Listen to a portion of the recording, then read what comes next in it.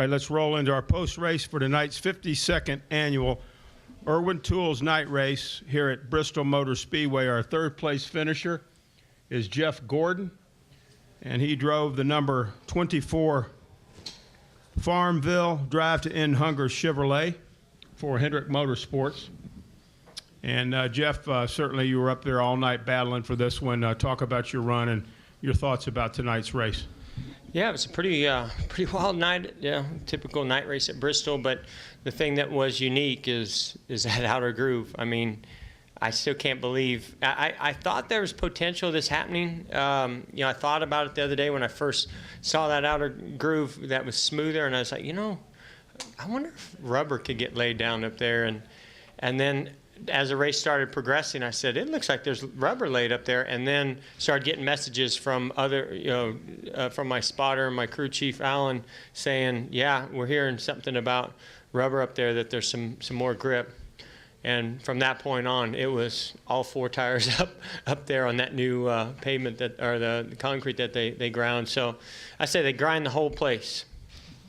Sounds awesome. Hope they do that next time. But what I loved about the racing tonight, even though it was really tough to pass, is it just reminded me of old school Bristol. I can remember, I believe it's 91, 92, I think it was 92, before they put concrete down, being up on top of the spotter stand watching the cup race, and just enjoying the heck out of it, because Daryl and I think maybe Davey, Ernie Irvin, I mean, those guys were just running right up against the wall, diamond in the racetrack. It was hard to pass. You did slide jobs on guys when you got runs, and that's what we had tonight. So, I think it was a success, and I certainly had a lot of fun. I made one mistake that cost us, I think it possibly cost us the win. We had new tires on, and I was fighting pretty hard on that outside to try to maintain the position and gain some positions, and I got up high and pushed a little too hard. I thought I hit oil, but maybe I just got too loose, and I got up out of the groove, which was possible to do off of 4, and then that put something on my tires. I got down into 1-2 and lost it again and got the wall, and that cost us a bunch of positions, and we had to change our pit strategy and everything, so it hurt us. Okay, Jeff, thank you. We'll take some questions now. Start over here with Jim Utter. To the right. Jim Uttershaw, Observer. You've made mention a couple times of 1991.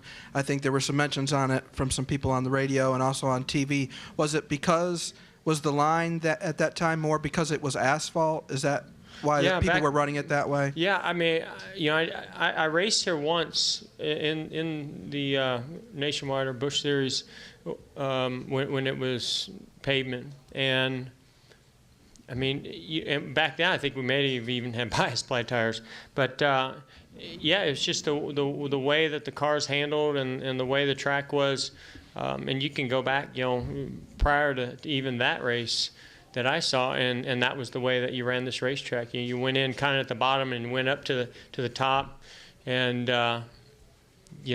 guys are smoking the right rear tire and all those things. So.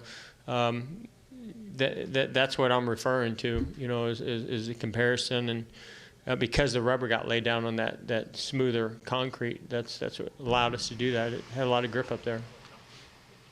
Let's go up to the press box. I think we have a question for Jeff. Go ahead, press box.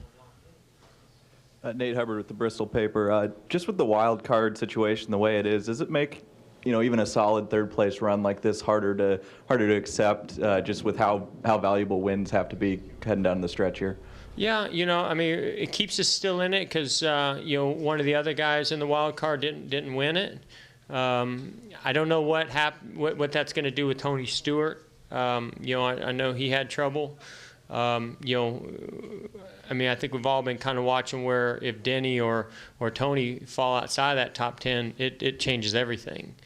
So, we need wins. We know that. We're fighting hard for it tonight. We come up short, but we've got 2 more good opportunities, Atlanta and Richmond, that we can definitely get wins at. Go ahead. Stay at the press box. Let's go. Nate Ryan, USA Today. Jeff, beyond just the 1991 comparison of how it felt more like the old Bristol in terms of the groove perspective, from the emotional and action perspective, it seemed like guys were bumping each other more, and you had Tony Stewart's helmet toss. Did it seem a little bit more like the old Bristol in terms of the emotions and everything that was out there tonight? Well, I think combination of that rubber laid down up there, which was a preferred groove, and the left side tire that Goodyear brought here, it seemed to even complement that more. This tire really didn't, it has less stagger, and it doesn't allow you to roll around the bottom of the racetrack. So the only way you could pass was to just dive on in there and slide job the guy. And sometimes you don't complete that. And when you don't complete that, it definitely will get you frustrated and lose positions, and if you hit the guy, it's gonna fire him up. So I don't know what happened between Tony and Matt. I thought I saw where Tony got into him, and then after Tony got by him, Matt obviously got back into him. So they're battling for the win, and it was not easy to pass. And I think I guess that's what they were trying to accomplish. Was make it harder to pass. So you had to kind of bump the guy out of the way. There's no more bump and run, but there's definitely plenty of slide jobs and side-by-side action where guys are rubbing up on one another and trying to maybe get in their fenders. So, yeah, I mean, from that standpoint, it was pretty exciting. Anything else in the press box for Jeff? We're clear. How about downstairs? Anybody else with a question for Jeff Gordon? We'll take David, and then we'll hear from Jimmy. This will be the final question for Jeff Gordon. Go ahead. Jeff, kind of to follow up on what Nate was saying, could you feel more intensity out there on the track than you maybe felt in the spring race and recent races here?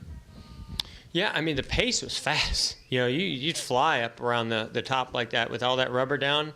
I don't know what kind of lap times we were running, but I hit my rev limiter every single straightaway, every lap. We didn't have it set right, I can tell you that, for that pace. It was fast and it was intense, because it was so tough to pass. And any time you feel like you're better than the guy ahead of you and he's holding you up, and you look at the cars that are lined up behind you, and you're like, man, if I make a move, I better be sure that I've got him. And there was, I made several slide jobs, and I think I completed about 90% of them, but that 10% that I didn't complete cost me, quite a few positions.